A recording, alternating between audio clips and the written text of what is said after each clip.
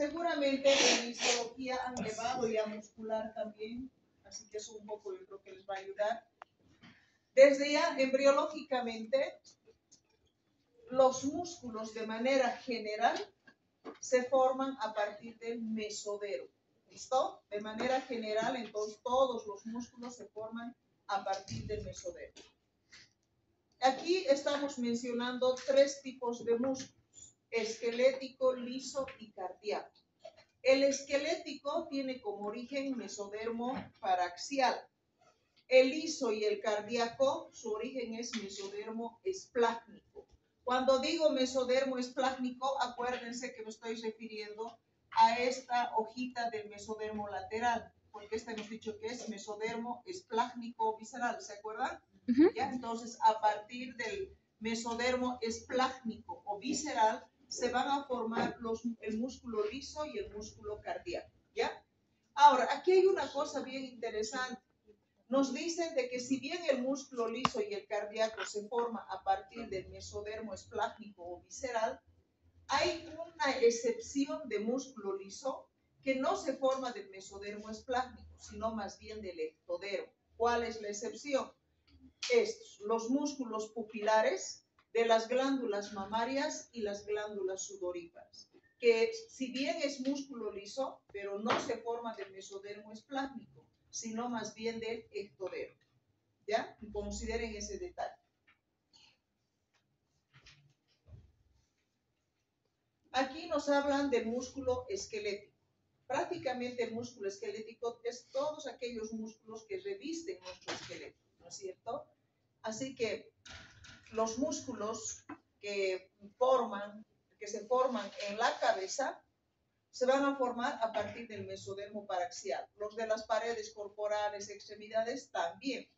Acuérdense que el mesodermo paraxial está formado por los somitas, ¿se acuerdan?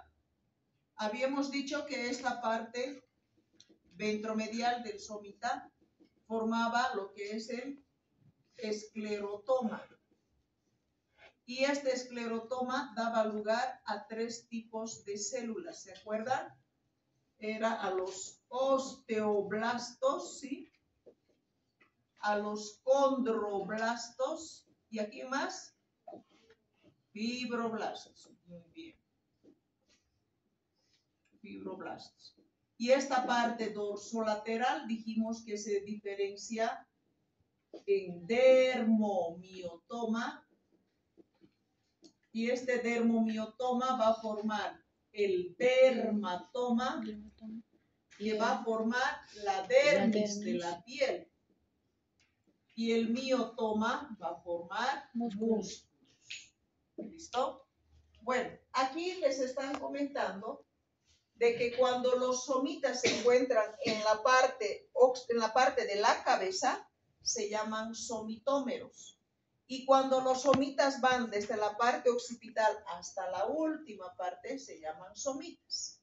Entonces aquí les están diciendo que los músculos de la cabeza se van a formar a partir de los primeros 7 somitómeros, o sea, los somitas que están aquí en la cabeza. ¿Listo? ¿De dónde provienen estos somitómeros? Del mesodermo paraxial. ¿Sí? Y también les dicen que todo el músculo de las paredes corporales y las extremidades se van a formar de los somitas que van desde la región occipital hasta la sacra. Por lo tanto, el origen también va a ser mesodermo paraxial. ¿Sí? ¿Está bien? ¿Se entendió? Ya.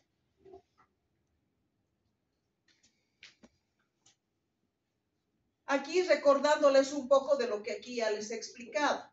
¿Sí? Dice que el somita en su porción ventromedial tiene el esclerotoma, que es el encargado de formar huesos, cartílagos, fibras o tendones, ¿sí? Y por otra parte, también nos están mencionando que aquí, a nivel del dermomiotoma, esta parte de aquí, este dermomiotoma, hemos dicho que va a formar la dermis y músculos. En la parte que va a formar los músculos, nos dicen que se diferencia en dos porciones. Esta pequeña porción de aquí, que se llama labio ventrolateral, y esta de aquí, que se llama labio dorsomedial. ¿Listo? Entonces, vamos a ver de que el dermomiotoma forma la dermis y además los miotomas se forman aquí dos grupos. Uno de ellos que es el labio ventrolateral y el labio ventromedial. ¿Listo?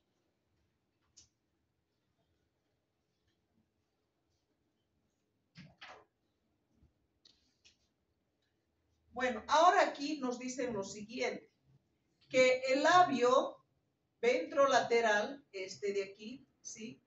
Las células musculares de aquí, con las que van a formar el músculo de este labio ventrolateral, se van a ir hacia el mesodermo lateral y van a formar lo que viene a ser los músculos infraioideos, los músculos del abdomen, los músculos de las extremidades. Entonces, el labio ventrolateral va a formar los músculos infraioideos, los músculos del abdomen y los músculos de las extremidades.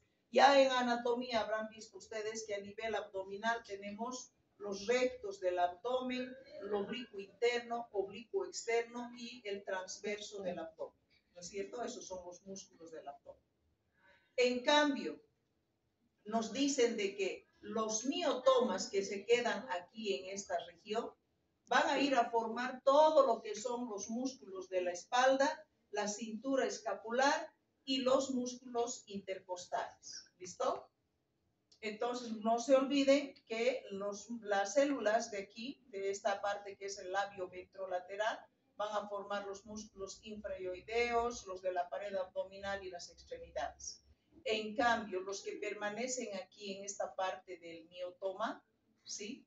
Ellos van a formar los músculos de la espalda, la cintura escapular y los intercostales.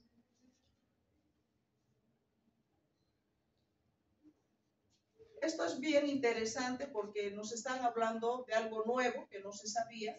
Se refieren a lo que es la frontera somítica lateral. ¿A qué le llamamos frontera somítica lateral? Miren, todo esto es la estructura del somita, ¿sí? Y esta otra parte de aquí, esto de aquí es el mesodermo lateral que se va a dividir en sus dos hojas, ¿no ven? La frontera somítica nos dice que va a estar aquí, entre lo que es el somita y el mesodermo lateral. ¿Listo? A esa región vamos a denominar como frontera somítica lateral, a esto de aquí. Al límite, podríamos decir, entre lo que es el somita y el mesodermo lateral. Esta frontera somítica lateral nos dice que tienen dos dominios mesodérmicos. Un dominio que es el primaxial, que es esta parte de aquí, y que va a ir a formar los músculos primaxiales. Y un dominio abaxial, que es esta parte de aquí, y que va a ir a formar los músculos abaxiales. ¿Listo? Entonces, la frontera somítica prácticamente tiene dos dominios mesodérmicos, ¿sí? Uno, que esta parte de aquí que está cerca al tubo neural, hemos dicho dominio primaxial, y esta que está cerca a lo que es el mesodermo lateral, el dominio abaxial. Ahora, también aquí nos están comentando que dice que cada miotoma, los miotomas son los que van a formar los músculos, ¿no es cierto? Cada miotoma va a estar inervado, nos dice, por los nervios raquídeos, ¿ya? Por otro lado, hemos visto que la frontera somítica tenía prácticamente delimitaba, digamos, la parte epaxial con la abaxial, ¿no es cierto?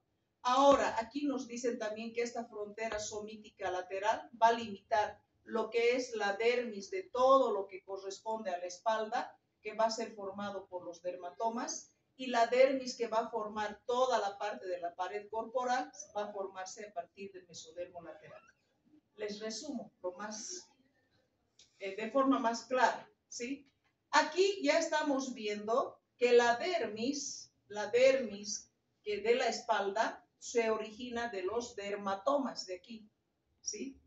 De los dermatomas. En cambio, la dermis de la pared corporal se forma a partir del mesodermo lateral.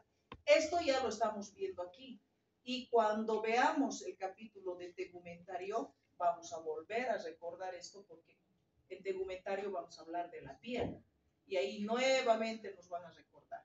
¿Listo? De todas formas, sepan entonces que la dermis de lo que viene a ser la espalda se forma a partir de los dermatomas y la dermis de las paredes corporales se va a formar a partir del mesodermo lateral. ¿Listo? Es lo más importante.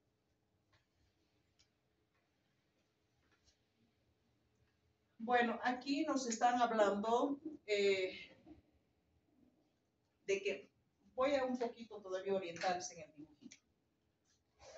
Esta parte de aquí es la columna vertebral, así, lo estamos completando. ¿Sí? Sería la columna vertebral, es una vértebra. Y aquí sería como que aquí estuviera la parte del ombligo, digamos, ¿sí? Es un cortecito para que se ubiquen que esta es la parte dorsal, esta es la parte ventral y esta es la parte lateral. Se dice que cuando el embrión tiene 5 semanitas de gestación, aparecen 2 grupos musculares. Un grupo muscular pequeño, como el que ven, hacia la parte dorsal, ¿sí? Que va a formar los músculos de toda esta parte del dorso. Este grupo muscular pequeño se llama grupo epaxial. Y en la parte lateral y anterior del cuerpo aparece un grupo muscular mucho más grande que vendrían a representar lo que van a ser los músculos hipaxiales, ¿sí? Y estos músculos hipaxiales, como pueden ver, va a formar todos los músculos de la pared abdominal y también, como pueden observar aquí, de las extremidades. ¿Listo? Además, estos músculos, el epaxial y el hipaxial, tienen una irrigación, el epaxial dado por la rama primaria dorsal, por el ramo primario dorsal, y el hipaxial está por el ramo primario ventral. Aquí está. ¿Sí? Entonces, vuelvo a repetir, cuando el embrión tiene 5 semanas de gestación, aparecen 2 grupos musculares, epaxiales y hipaxiales. Los epaxiales se encuentran en la parte dorsal y van a formar los músculos de la región dorsal y están inervados por el ramo primario dorsal. Los hipaxiales van a formar toda la parte lateral, o sea, de las paredes corporales hacia la parte anterior, y además también van a formar los músculos de las extremidades. ¿Cuál es su inervación? Ramo primario ventral. ¿Listo? ¿Estamos bien hasta ahí? ¿Sí o no? Sí. Voy a borrar esto. Nos dice lo siguiente. Vamos a hablar primero de cómo está constituido histológicamente, nos dice el músculo esquelético y los tendones, que seguramente esto ya lo han visto en histología, pero bueno, esa es ahora la diferencia de la última edición en embrio, que antes era embriología pura, pero ahora es como que están integrando con histología y con anatomía, así que no les parezca raro que estemos hablando también algo de histo y algo de anatomía. Especialmente el sistema nervioso central, van a ver que tiene muchísimo de histología y de anatomía, ¿sí? Entonces aquí nos están hablando desde el punto de vista también histológico y nos dicen de que el músculo esquelético prácticamente va a estar formado por fibras musculares que van a ser largas y multinucleares, ¿sí? También nos dicen de que en estas fibras musculares existen miofibrillas que en su citoplasma, o mejor dicho, las células presentan en su citoplasma múltiples miofibrillas, lo que le va a dar ese aspecto de estriado. También nos hablan de cómo es que se forman los tendones. ¿De dónde hemos dicho que se forman los tendones? ¿Cómo es? Fibras y tendones. ¿De dónde? Del esclerotoma. Hemos dicho que el esclerotoma forma hueso, cartílagos, fibras y tendones. ¿Sí? Entonces, los tendones, estos de aquí, se van a formar a partir del esclerotoma, más específicamente de los fibroblastos. Pero aquí nos dicen algo interesante, que para que esta porción forme ese tendón, es muy importante este factor que se llama factor de transcripción escleraxis. Este factor de transcripción, escleraxis, va a regular prácticamente la formación de los tendones. ¿Listo? Bueno, aquí es más simple. Yo voy a preguntarles lo que me corresponde, que es que aquí es importante primero que ustedes tienen que saber a qué denominamos patrón muscular. Dice de que el patrón muscular se refiere a que para la formación de un músculo, lo primero que va a aparecer es tejido conectivo. Y después a ese tejido conectivo va a proliferar los mioblastos y van a terminar formando músculo, ¿sí? Así que aquí les están hablando del patrón muscular, refiriéndose cómo es que se forman los músculos a nivel de la cabeza, de dónde se origina ese patrón muscular, a nivel cervical y occipital, y a nivel de las paredes corporales y las extremidades. Resumiendo, ¿qué es el patrón muscular? El patrón muscular se refiere a que para la formación de los músculos, lo primero que va a aparecer es tejido conectivo, donde van a ir los mioblastos y van a formar los músculos, ¿sí? Como tenemos músculos a nivel de la cabeza, paredes corporales y las extremidades, cada grupo de estos músculos tiene un patrón muscular. ¿De dónde se origina el patrón muscular? De la cabeza se origina de las células de la cresta neural. ¿De dónde se origina el patrón muscular a nivel occipital y cervical? Del mesodermo somático. ¿Y de dónde se origina el patrón muscular de las paredes corporales y las extremidades? A partir de lo que es el mesodermo lateral. ¿Listo? Aquí nos están recordando de que prácticamente todos los músculos de la cabeza se van a formar del mesodermo paraxial, porque hemos dicho que el músculo esquelético se forma del mesodermo paraxial, ¿sí? Y también nos dicen de que en realidad toditos los músculos de la cabeza se formarían del mesodermo paraxial, excepto un hito. ¿Cuál vendría a ser ese excepto? El músculo del iris. ¿Por qué? Porque este se va a formar del ectodermo. ¿Ya? ¿De dónde se origina el patrón muscular para la cabeza? De la cresta neural. Nos están repitiendo, esto ya hemos visto más antes, ¿sí?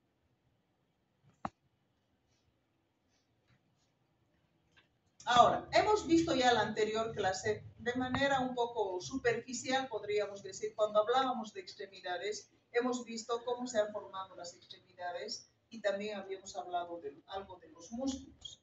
Aquí nos dicen que ya las extremidades están prácticamente enteramente formadas ya para la 7ª semana de gestación, ¿sí? A las 7 semanas ya tenemos completamente formadas las extremidades.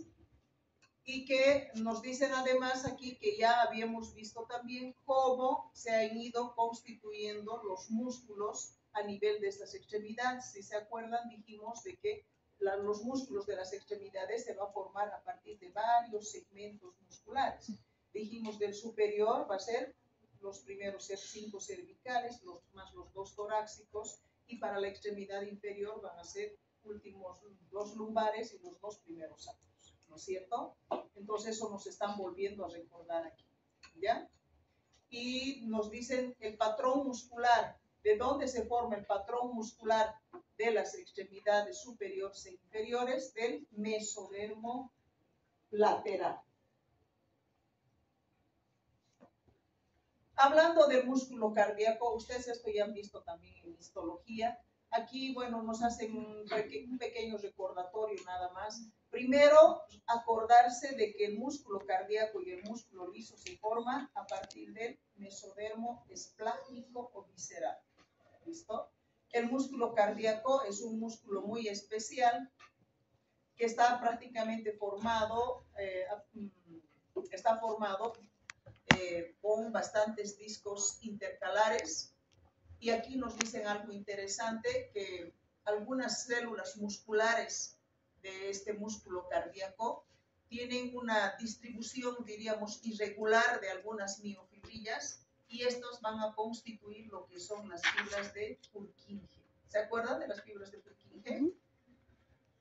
Está hablando del sistema de conducción del corazón. Acuérdense que el sistema de conducción del corazón va a empezar en el nodo sinoauricular, va a ir al aurículo ventricular, de aquí va a ir al haz de His. Este haz de His se va a dividir en dos ramitas, derecha e izquierda, y estas ramitas delgaditas que están viendo aquí, esas serían las de Purkinje.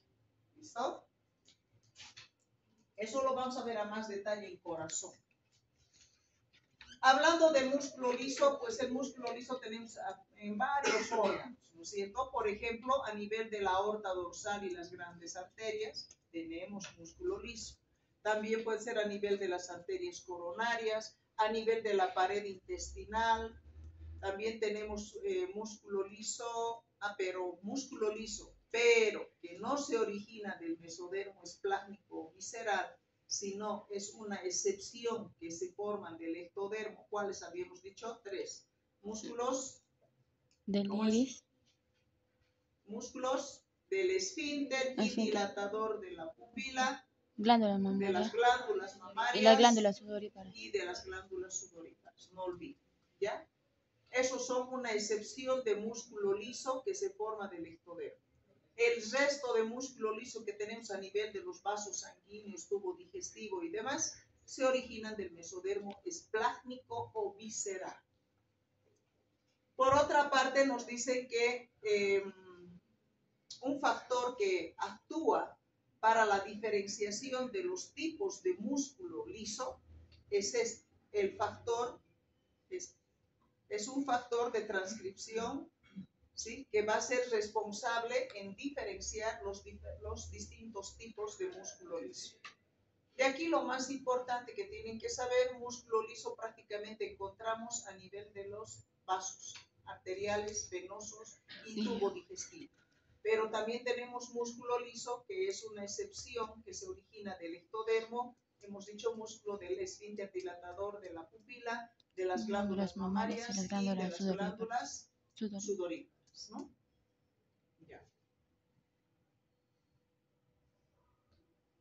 Bueno, aquí estamos viendo los casos clínicos. Entre ellos está la secuencia de Polanco.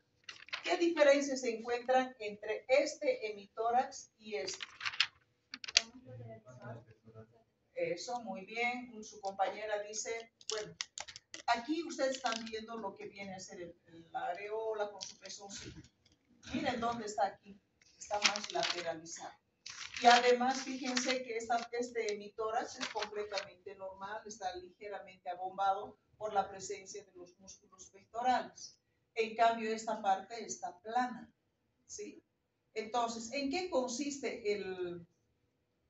la secuencia de Polanco o síndrome de Polanco? En que puede haber una falta total del músculo pectoral menor y una falta parcial o total del pectoral mayor. Por eso que esa parte están viendo ustedes plana. Y una forma de darse cuenta es justamente viendo de que, para empezar, si comparamos los dos hemitórax, pues el hemitórax afectado va a ser plano. Y además la areola con su pezoncito va a estar lateralizada. ¿Listo? Se dice que estos pacientes, además de presentar esta falta total del pectoral mayor y parcial o total del mayor, y presentar este hemitórax plano y desviación de su areola con su pezón, en ese mismo lado afectado, nos dicen que puede presentar una sindactilia, o sea, una fusión de dedos. O también puede asociarse a una braquidactilia, como están viendo. Exactamente. Un dedo. Miren cómo están viendo en la imagen. Dedos pequeños. ¿Sí? Si bien no está en el 100%, pero sí puede estar presente. No se olviden. Ahora, este síndrome o secuencia de Polar no solo se presenta en varones, también se puede presentar en mujeres, por si acaso. ¿Ya? Tenemos otro síndrome. Este es muy interesante. Es el síndrome de abdomen en pasa de ciruela. ¿Por qué la llaman así? Porque fíjense que todo el abdomen está completamente arrugado. Parece realmente una pasa de ciruela. Una ciruela arrugada, seca, ¿sí? Por de ahí se ven bastantes arruguitas. ¿Y esto por qué se va a deber? Por una ausencia también parcial o total de los músculos del abdomen. Por lo tanto, no puede que no haya nada de musculatura o puede que sí haya solamente una parte. De todas formas, si nosotros ponemos al paciente de pie, como no hay músculos que sostengan las vísceras, el abdomen va a caer por gravedad hacia abajo y va a tener un abdomen estrecho en la parte superior y ensanchado en la parte inferior. Si le piden al paciente que se siente, van a ver que tiene un abdomen de Buda, le llaman, como los Budas, ¿sí? Es muy interesante este caso porque cuando ustedes empiezan a palpar el abdomen, es como si estuvieran palpando directamente las asas intestinales, porque como no hay músculo en medio, entonces puedes percibir hasta el peristaltismo de las asas intestinales.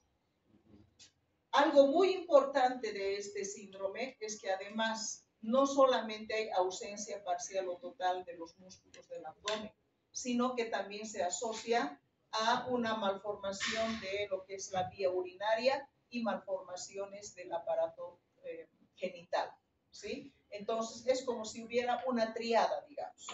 La falta o ausencia total o parcial de los músculos del abdomen, malformaciones de la vía urinaria y malformaciones a nivel genital, ¿sí? Les comento que hemos tenido un caso de estos aquí en Cochabamba. El niño nació en el hospital Vietnam, tal vez se han enterado, no es mucho tiempo atrás, unos 5 o 6 años atrás debe ser. Y resulta que era un varoncito, pero era realmente de libro, porque tenía todo lo que dice aquí, tenía las tres cosas. Él tenía solamente ausencia parcial de los músculos del abdomen, tenía también una mega vejiga, o sea, su vejiga era bastante grande, ¿sí? Y lamentablemente cuando tienen mega vejiga y cuando micciona, pues esa mega vejiga no se vacía completamente. Y esa orina que va residual que va quedando se sobreinfecta y estos pacientes habitualmente cursan con infección urinaria tras infección urinaria. Este niño, además de tener megavejiga también, tenía también una estenosis del uréter, ¿sí? Entonces fue bien complicado. Y a nivel genital tenía criptorquídea y también tenía fimosis. La criptorquídea es la falta de descenso del testículo, que puede ser unilateral o bilateral. ¿Listo? Entonces este niño tenía todo eso. Yo lo conocía cuando tenía 5 o 6 añitos, el niño. Ya le hicieron la cirugía de la parte abdominal. Según lo que la mamá nos comentó, le pusieron como unas mallas, supongo que es la malla de Marlex, eso lo van a ver ustedes en cirugía. Son unas mallas que ayudan a sujetar la parte visceral.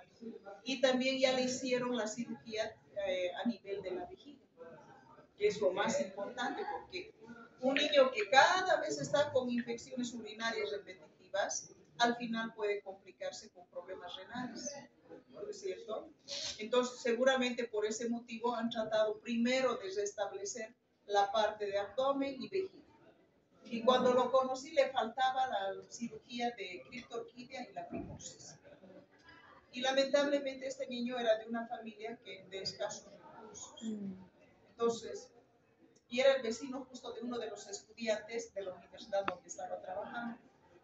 Así que decidimos ayudar, hicimos unas rifas, todo, vino el niño con la mamá a recoger el dinero que habíamos recolectado y demás, y ahí lo hemos conocido. Y realmente qué interesante palpar un abdomen de ese tipo. Colocas la mano y ahí es como que sientes, parece que estuvieras agarrando los intestinos en vivo y en directo. Es muy interesante. Entonces, no se olviden que en el síndrome de abdomen de Pasa de Ciruela van a encontrar tres cosas. Ausencia parcial o total de los músculos del abdomen, van a encontrar malformaciones a nivel urinario y malformaciones a nivel genital. Puede ser en hombre, puede ser en mujer, cualquiera de los dos. ¿Listo? Lógico que el tratamiento va a ser quirúrgico, ¿verdad? Bueno, eso es todo de la parte muscular. La siguiente clase vamos a ver nuestro último capítulo, que es tegumentario. Es un capítulo muy interesante.